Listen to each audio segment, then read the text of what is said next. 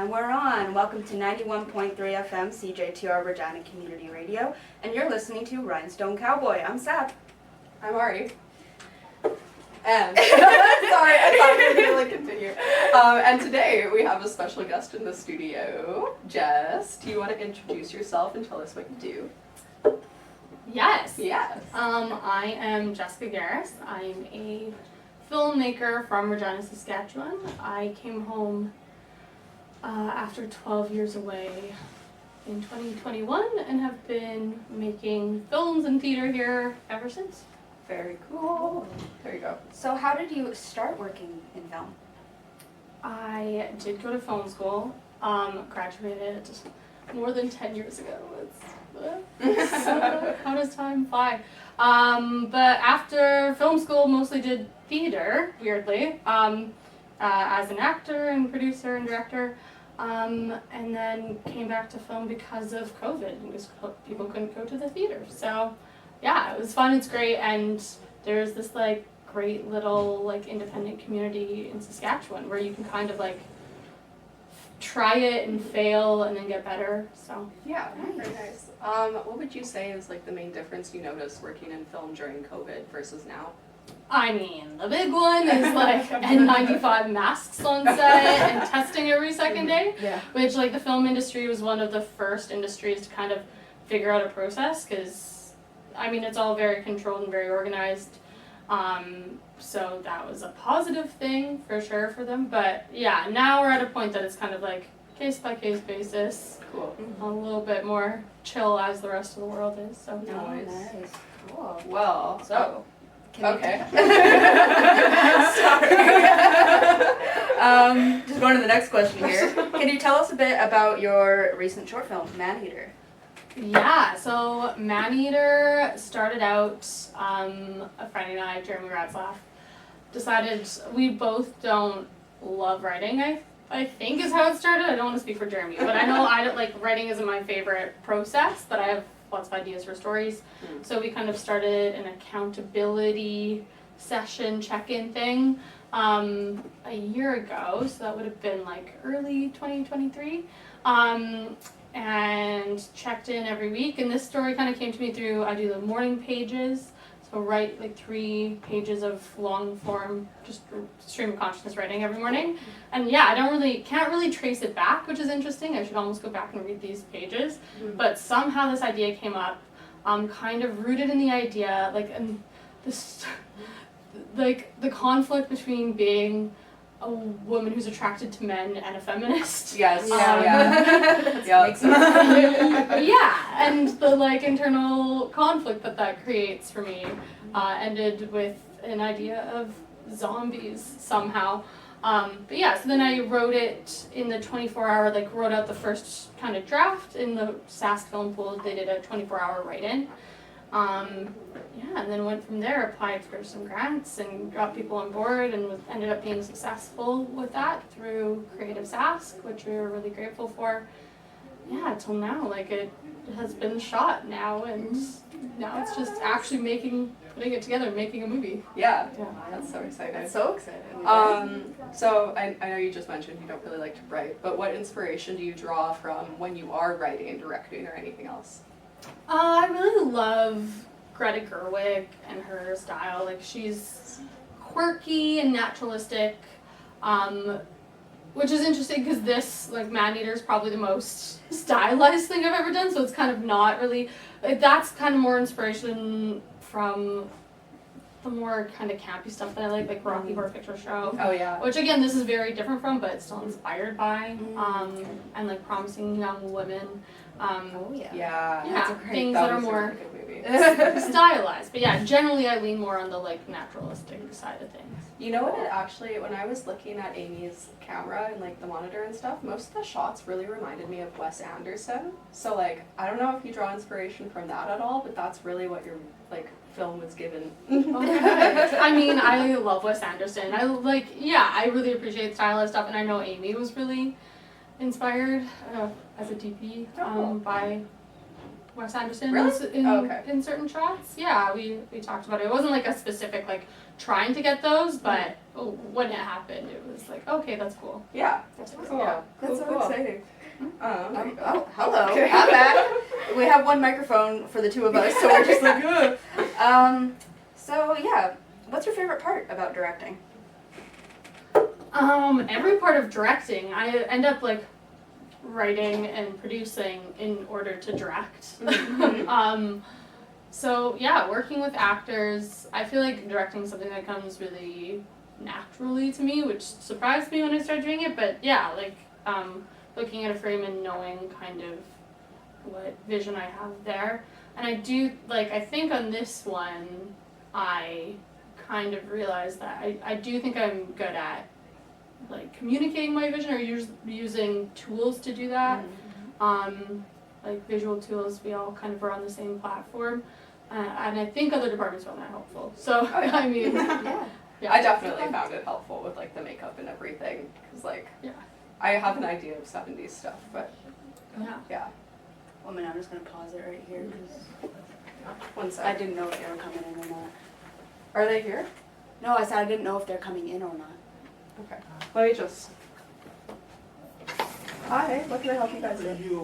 Okay, so yeah, we're back. Sorry, we had to move different studios, you guys. But what I was saying was the Milanote thing was really helpful because it was like a really good way to visualize everything and have it like all kind of spread out, you know? So yeah, really, really great thing. Just Yeah. Use those modern tools. oh yeah, yeah. Yeah. Honestly, better than Pinterest, I would say. I think so. Like, it's just more customizable. Yeah, Yeah. yeah. Yeah. Yeah. Okay. Well, hello. All right. So I know you said you're not a big fan of writing, but is there like a favorite part about writing, or is there a least favorite part about writing for you? Yeah, I mean, I guess the part I like is getting the idea for a story out. And usually like going to a cafe or something and the like ritual of that. But I don't like deadlines or even coming up to this one there was some like, you know, edits that needed to be made. And it's like editing stuff that already exists I'm not a huge fan of, especially if there's like tight deadline. I just don't like to be rushed with writing. That makes sense. Yeah. Yeah. You also write for the magazine thing, don't you? Yeah. Yeah. I was thinking about that once you mentioned the deadlines. I was like, oh yeah, makes sense. So. Yeah. So you also act. Tell us about that. How did you start acting? Well, that's what I started doing because I was always like a performer, competitive dancer growing up, and then that's actually what I went to film school for was acting. So yeah, I mean I've done that here and there over the years, but that's kind of moved into you can't like acting isn't really a job because you don't get to do it most of the time. Yeah. Like, and that really frustrated me. Like some people are way better at actually being actors, meaning like not acting a lot of the time and then going to auditions when you happen to get them. But I like to have a little bit more control over my career, which That makes sense. yeah, it's good in some ways, bad in others. But yeah, so that's kind of why I started producing theater and then yeah, short films is to act in them. So I did act in this one. It was my first time directing myself, which How does that work when you direct well, yourself? Okay. normally, to be completely honest, like we were running out of time. Like in a perfect world, you schedule more time for those scenes. You watch a lot more playback, and just on a short film like this, with like people getting paid like not huge wages or union wages, like you don't want to take advantage. So yeah, I mean, we ran out of time. But normally, I think you'd watch a lot more playback. In this one, it was just me trusting Amy, who was watching it. That she would pull anything out if anything needed adjusting. So Cool. Cool. Sounds good. And you went to Vancouver Film School for acting? yeah, Oh, okay, cool. That's what I thought, but I wasn't sure. yeah. Did you enjoy your time there? I'm curious because I was gonna go to Vancouver Film School. I ended up not going, so. I'd like we won't. Yeah. No, get into it. We can talk about it later too. I mean, I was like young, so I had a really great time, like moving to Vancouver and living alone and meeting new people, and kind of being immersed in the film world and being surrounded by people who want to do the same thing. Those were all positive. Is it worth, like, with acting training, you just have to be careful no matter what. Like, there's so much risk for exploitation. And I think this was also like 12 years ago that I went. Yeah. So like the industry's come a long way in individuals acknowledging their own boundaries and what is safe and necessary for a scene versus what is just kind of like wanky and trying to get somebody to cry for crying's sake. Yeah. Sure. So I mean, the industry's moved a lot since then. So I'm sure Okay, the cool. school's moved a lot since then. Okay, that's a good response. Yeah. Sorry, I'm just adjusting. That's okay. I can't remember if it was your turn or my turn to ask. It don't matter. You can go. That's your turn. Okay. Well, how about we do one more question and then we'll get into some songs here. Fun question. Okay. What are your favorite movies? Maybe your top 4 favorite movies. This is always the hardest question. I don't just keep them, like, I think it changes by the day, but ones that I always go back to is Rocky Horror Picture Show. Oh, yeah.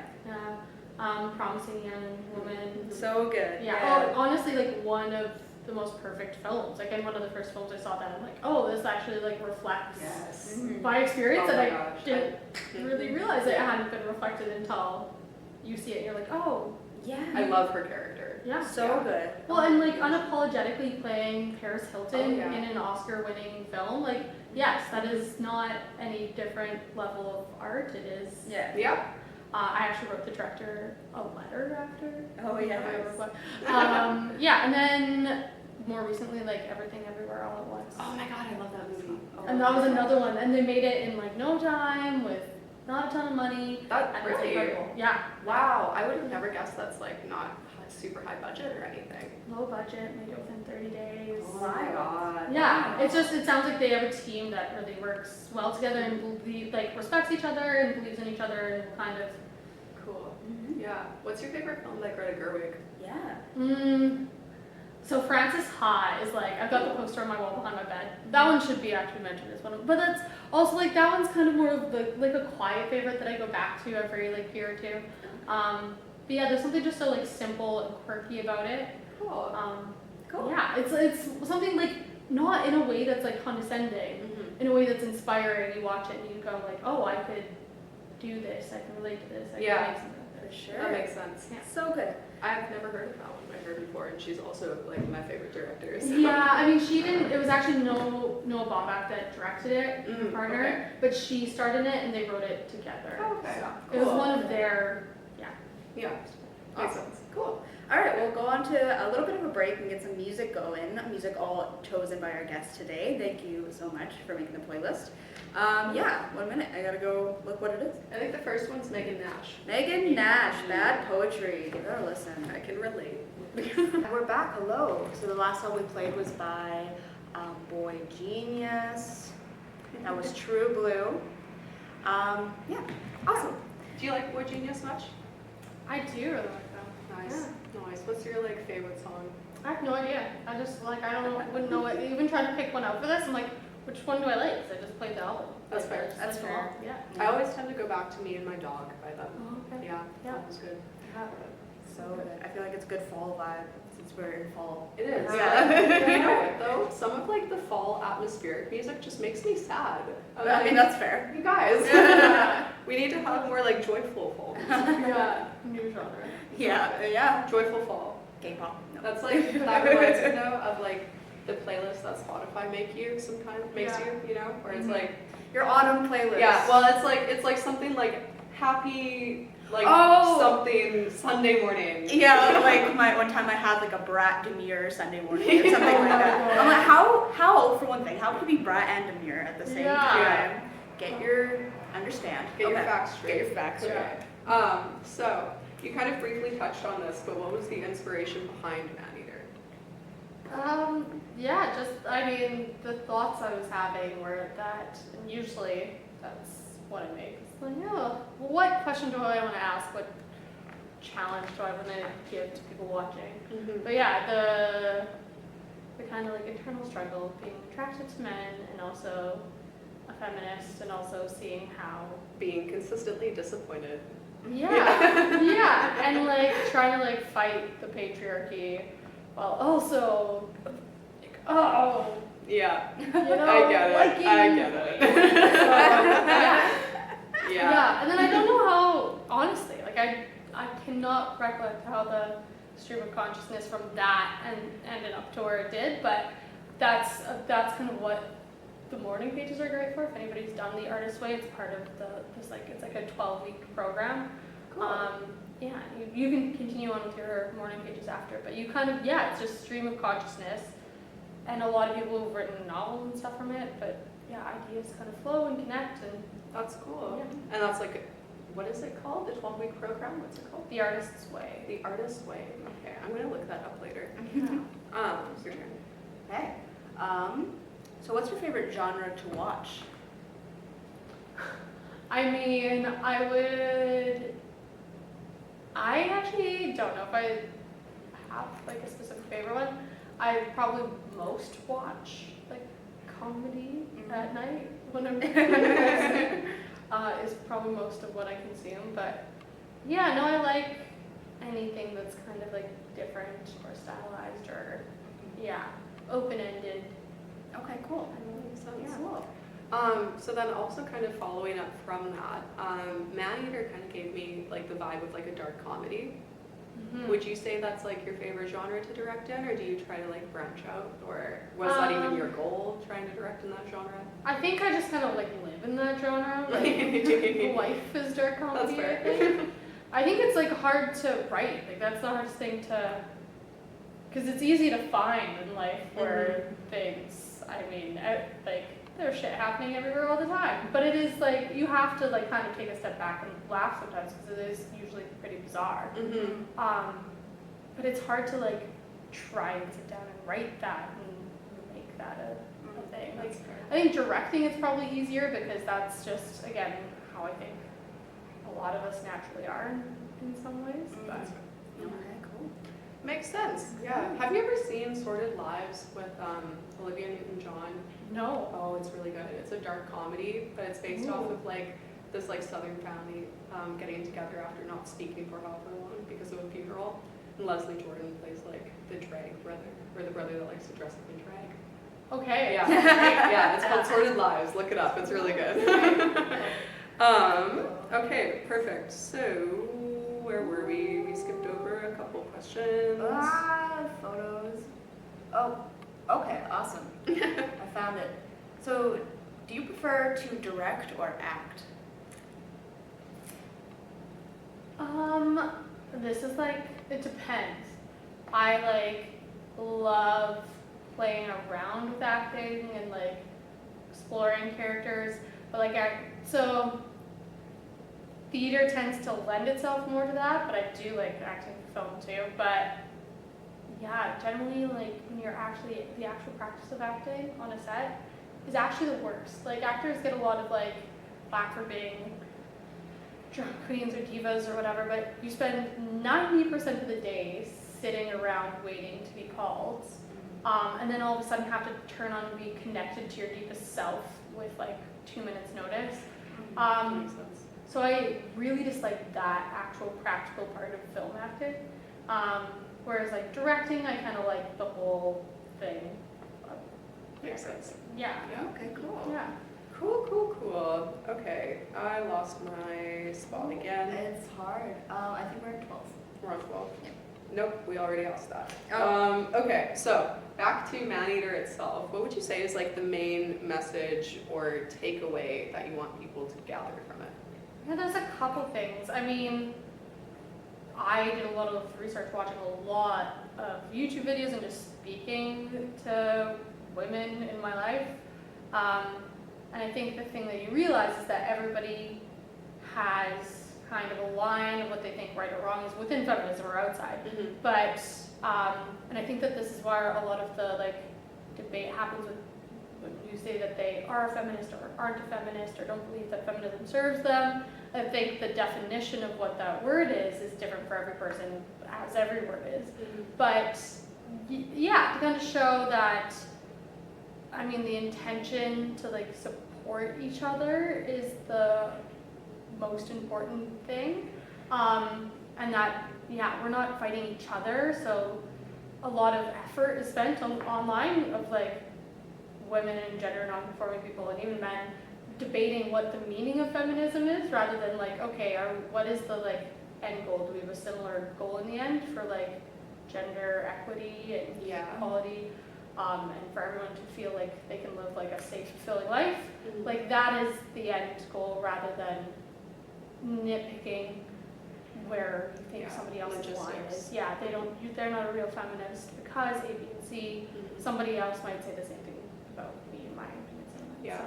Well, something I thought was really interesting about this was the fact that like you really like when I read the script of excuse me, I was gonna say over and then I was gonna say obviously and I just like stuttered. So when I read it over, like it reminded me of this concept in justice studies called community justice.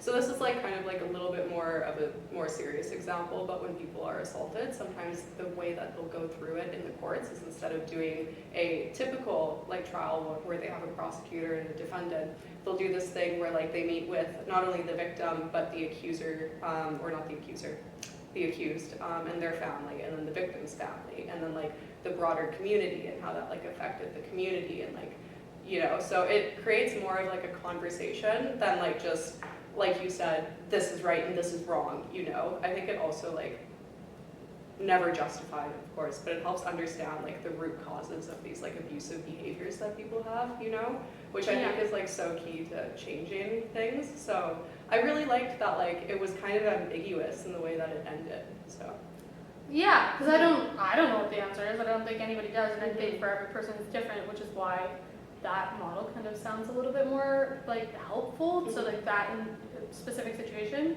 and yes, there needs to be accountability, and whatever. Like at one point they say this, like this isn't justice, you know. But I know, but then what is? Yeah. So I mean, at least then accountability doesn't need to look like putting someone in a cell all the time. If the end goal of that, like if you're not actually changing a broader scope or a broader community, in my opinion. So yeah, I mean that's the big question that it raises, and then how kind of like social media and modern like world plays into that.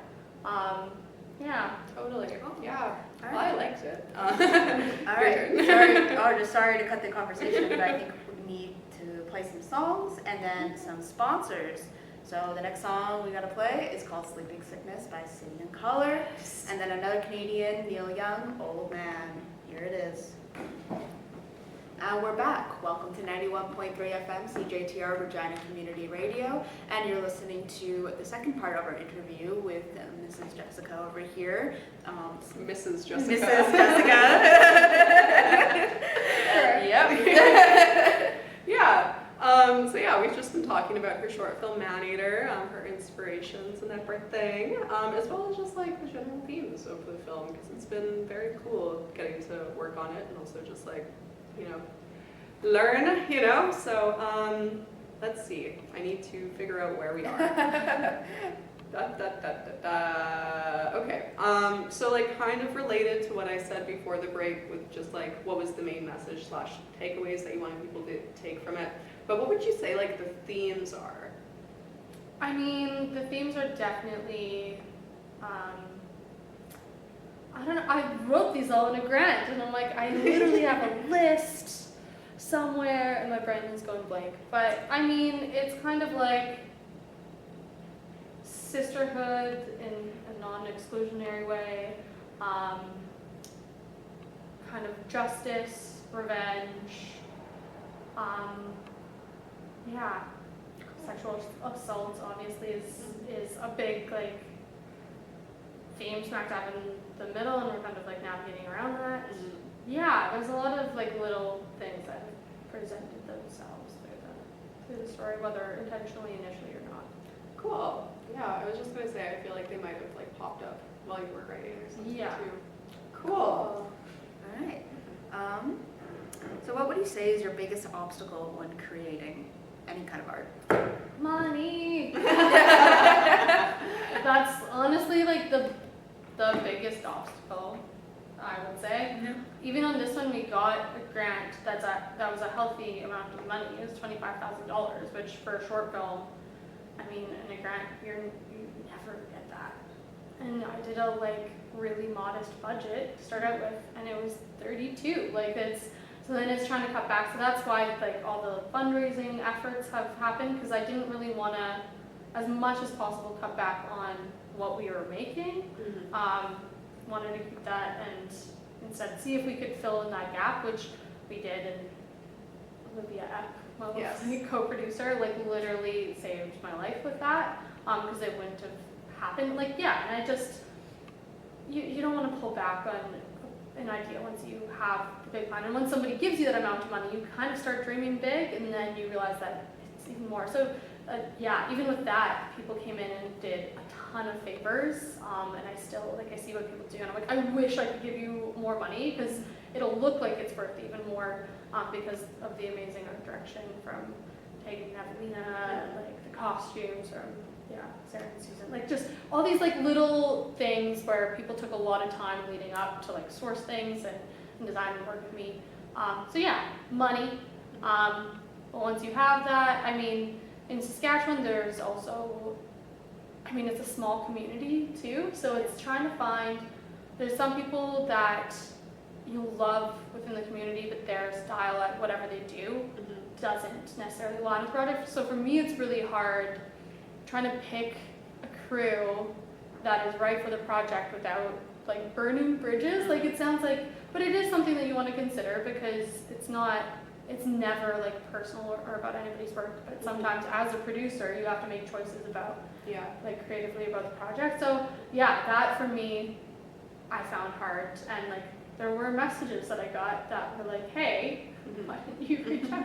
Which is, it's just hard for me, and it's not, again, it's like, oh yeah, like I totally on something that would suit that. But yeah, that was probably the hardest thing for me on this one. And then just in Saskatchewan, it's time, like if you want to shoot something like this where it doesn't take place in the winter, and you're kind of playing around, like it's a very short shooting season for non-winter projects, and everybody was trying to, now that the industry's growing, which is a good problem to have, trying to find dates where everybody's free, was also a struggle. We went back and forth, but do you feel that like the ability to get funding is becoming a little bit easier with everything growing? No, I'd say it's getting harder. Since I moved back, just because it's getting more competitive. I don't know whether that's because more people are getting into film because the industry as a whole is growing, or whether more people are becoming aware of the grants that are out there. But I was on a jury for a grant in the last couple months, and seeing, which was like a really fascinating process to see the other side, and seeing just how low the number is that you can give out to people, and how incredibly well written and like thought out some of these projects are. Yet there's just, there's still not enough money for the demand. So I mean, I think it's easier for these big productions shooting in the soundstage for like certain people who've offered, government a certain amount of return on their investment when it comes to bringing people in to buy hotels and whatever. Like that's kind of what that big government funding is focusing on, which is like great. I work in the film industry in that capacity, so I like getting those jobs to pay the bills. But when it comes to like being a creator in the province, it's it's like naturally it's becoming more competitive, because the funding is being cut over and over again, and there's just as many people wanting it and needing it. So that's crazy to me. You'd think that it would be the opposite if it's growing. No, and it was really fascinating to me during RIFA. Went to like one of the workshops with the somebody who works at the Canadian Media Producers Association, and they're talking about how like even this next election they're trying to think about, like they're here to work with whatever party is in power, like they're nonpartisan, but the challenges that come if the like federal government changes, because already the messaging has been that like arts and culture funding isn't necessarily a priority. So they're like, it's good to know that organizations like that are working already at like language and how to kind of sell it to if it is an incoming conservative party, and they're doing a really good job. So like there is hope. There are these organizations that have our backs that can show, because like the creative industry is profit, like it does have actual numerical value to the country. It's just showing people that. Yeah. Well, I think like, sorry, I was gonna give it to you and then I have another point, but I feel like another big thing too, because like we're working on the petition thing right now with actors and stuff. This was another big thing with the petition last time I did it. You have to provide like such a strong argument for like just your vision. Microphone's moving on me. And so like with this, like the whole like just the belief that it's not really like, you know, worth it, or it's not really a job. It's just like, what do you do in your free time? You know, like you read books, you watch movies, you listen to music, and like the amount of time that it goes into creating that is just like, I don't know. I think it's really dumb that it's not really reflected economically. But I mean, who doesn't? It's just it's just frustrating, you know? I understand the frustration. And you see countries that do invest in it, and people do travel to those places. For like anybody who's in New York is gonna see a show. Anybody who's in London is gonna try and see theater, or gonna go to Edinburgh for the Fringe. Like it is something that brings people in from a tourist perspective. Like people do want to be entertained. So. Well, and the fact too that we used to have like a huge film industry here, and then it got cut by Brad Wall. But like, you know, it's just like that even in itself, before we did cut funding way back then, was doing super well, and like had tons of things that were produced and directed here. And now it's like you have this entire resource that you're not utilizing, even though you have this like LED soundstage and you're putting in like $12 million of funding a year into the film industry, or supposedly. That's what I read in the article when I was to reading. those big productions. Yeah. See, like that's just, you know, like why would you not want to promote Canadian talent, especially if you're trying to make it more, not like touristy, but you're trying to attract more people. I mean, if it's less profitable for them, that's the bottom line. Makes sense. It's so disappointing. I hate that so much.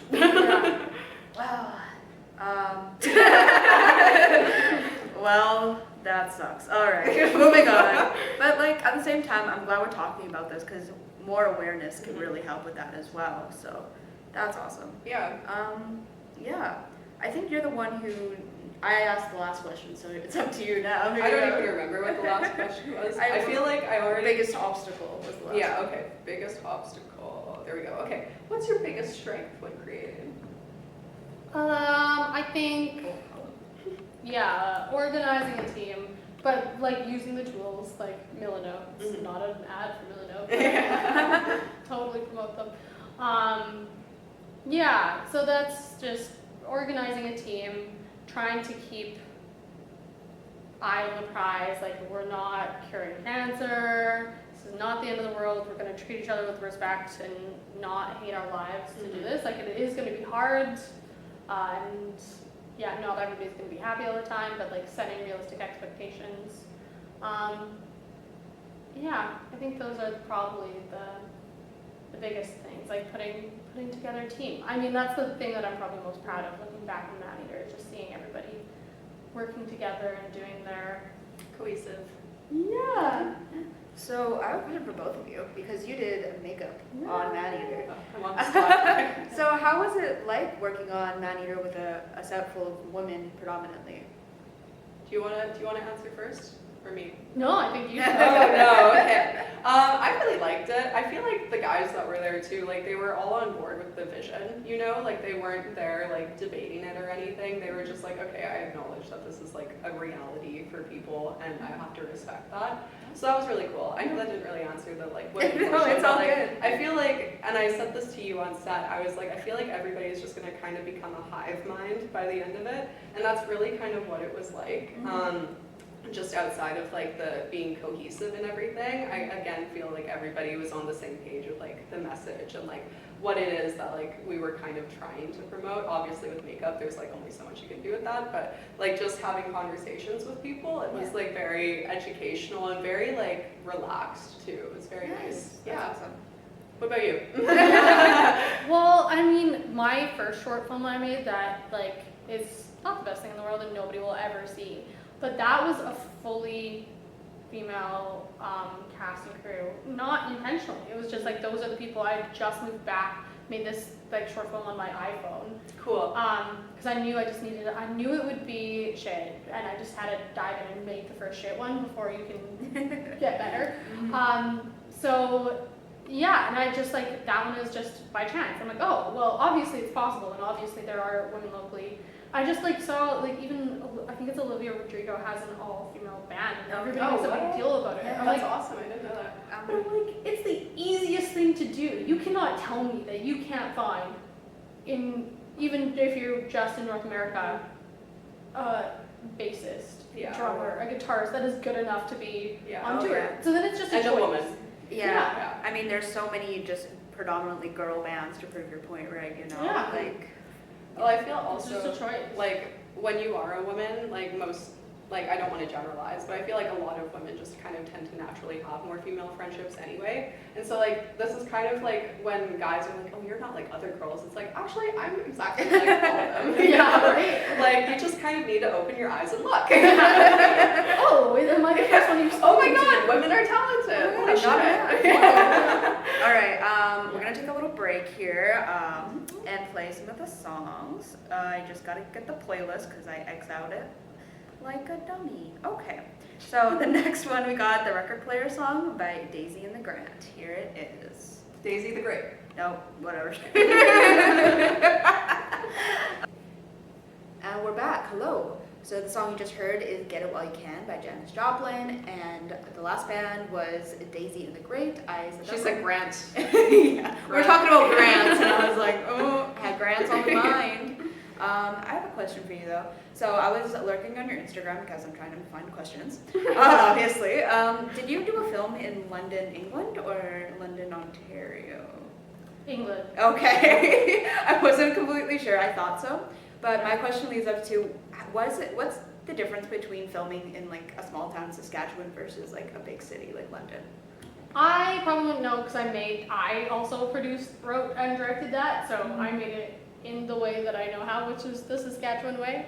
They might tell you that like how I was working was just not what they're used to, but yeah, no, I made it in the same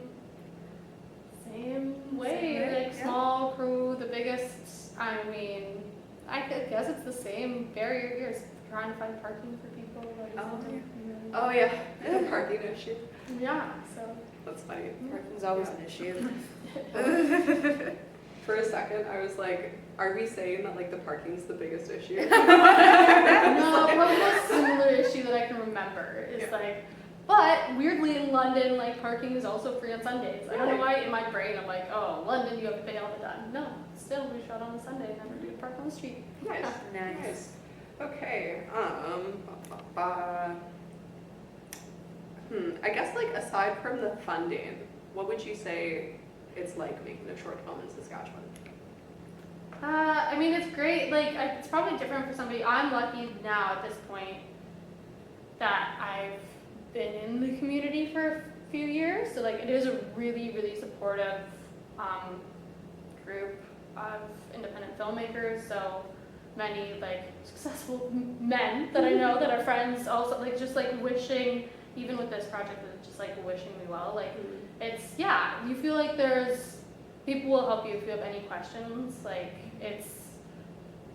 I would assume, and it seems different than like Vancouver or Toronto, where like I've worked both cities, where I mean there's a little bit more, like it feels a bit more competitive, and obviously like it is competitive to a point here, but like nobody is living in Saskatchewan making films to make like huge money or make it big. Like we're here for like the love of it, so yeah, that's nice. As a new filmmaker, because I do Xochi's music videos, I just want to say I also really feel very supported by everybody. When we were at the like fundraiser thing, I was kind of like trying not to talk about it honestly, just because like attention on my stuff. Oh, like, I get bashful. I don't know, but like once I actually did, like people were actually like super interested and were like, oh my God, like hit me up if you need help, blah blah blah, and I'm like, oh my God, okay, like I've only done one music video, but you know. Yeah, well, one leads to another, leads to, yeah, you know, you gotta tell people about it. And like the secret weapon is getting a producer like Olivia who will then go out and talk about your stuff for you, because she's way more successful at making those connections. Shout out to Olivia. Olivia's very cool. 100%.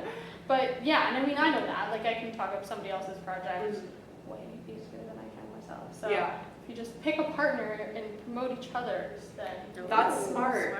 Yeah. Okay. Thank you. I'm gonna remember that. Yeah, that's actually like such good advice because I hate talking about my art. Right. That's fair. That's totally fair. But it has to happen whether you do it or you don't. It does. Exchange It's with like somebody else. it's like a whole emotional vulnerability thing, I'd say. Oh, yeah. Because I'm like, oh, don't look there. Yeah. Yeah. So- Okay. Your turn. Yeah. Yes. Hello.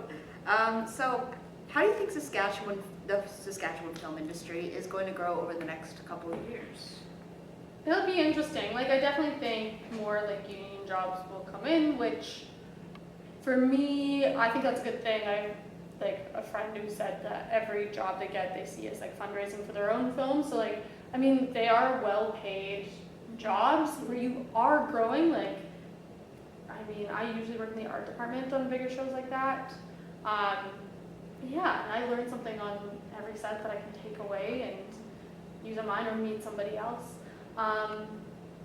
Yeah, I don't know. There's some people that I follow on social media, like in the Midwest too. There's a lot of these independent communities. Like, I think Kansas City, they've got a really supportive, cool community growing, and like places. Like, I think that's what we could use is kind of places that we could show our own films, like even alternative type venues. Like, that's what I'm kind of looking for, and I guess not what I want to put my energy into, but I'm putting it out there to the universe for whoever wants to. Yeah. What about, have you checked out Moonlight Movies? Yeah, and they're great, and like, yeah, like Rainbow Cinemas was there forever, and like they are really good supporters of local cinema. But I've even seen, like, when I was living in Amsterdam, there's like these tiny, like in a squat, there was just a screen with some like couches that were donated, and people doing kind of way more niche programming where you're not kind of like worried as much about getting tickets and all that kind of sales to pay the bills. Yeah, so they both have a place, but I think we could use more kind of alternative cinema stuff. More chill space. Yeah, and we're organizing a lot more. Like, there's a lot of good ideas to like even tour short films around. So trying to think of right now as a community, we're trying to think of how that will look. Like, Aaron Sinclair took his film The Wild and like kind of put it out there, like theatrical release. Because I think people across Saskatchewan want to see things that are made. Yeah. Oh yeah. Oh, yeah. Corner Gas is a good example of that. Yeah, right? Well, yeah, and you have to play to like, this is again, like, people in smaller communities might have different ideas or views on what they think is important to spend money on, but at the end of the day, everybody agrees that they want to keep money in the province. Yeah, exactly. And don't want to see it all going out east. Like, that's something that's, I mean, we can find common threads in, and I think that, yeah, connecting urban and rural communities through it. So yeah, we're organizing, so hopefully we just, it's all about the follow through. Yeah, so, makes yeah, sense. watch this space. Yeah. You know what small town actually has a decent sized like film interest, I guess?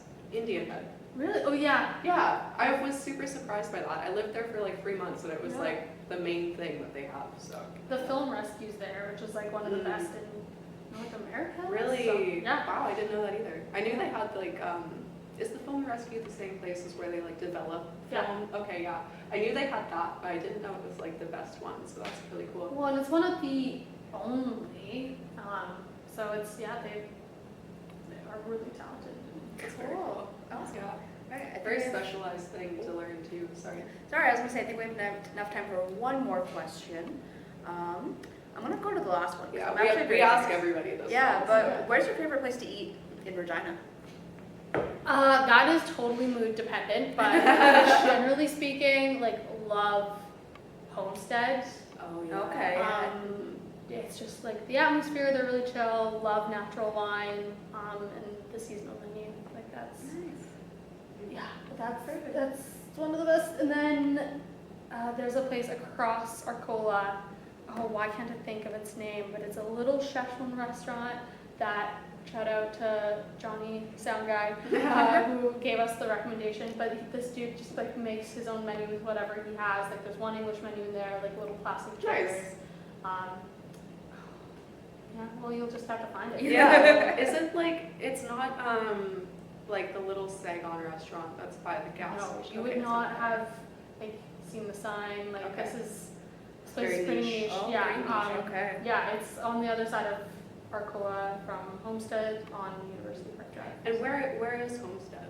It's on the Oh. corner of University Park Drive and Arcola. Okay. So yeah, it's like if you're going east, you turn left for Homestead, you turn right for Oh, wow. Saskatchewan cuisine. I'm Nice. gonna remember to like check out the Homestead, Yeah, for especially because sure. I love like super like hearty fall food, you know, Yeah, like soups. there's like sharing plates, so it's Yeah. like Aw, that's nice. yeah, it's a nice place to Yeah. go with friends and have some amazing wine if you like wine.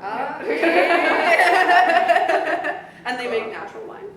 They sell natural wine. Oh, Yeah, so okay. you can buy it by the bottle, or they do like wine flights and they'll pair it to your meal. Oh. It's 5 glasses for like So 45 good. bucks, which Oh is my not. god. Okay, not too Oh, bad. yeah. Yeah.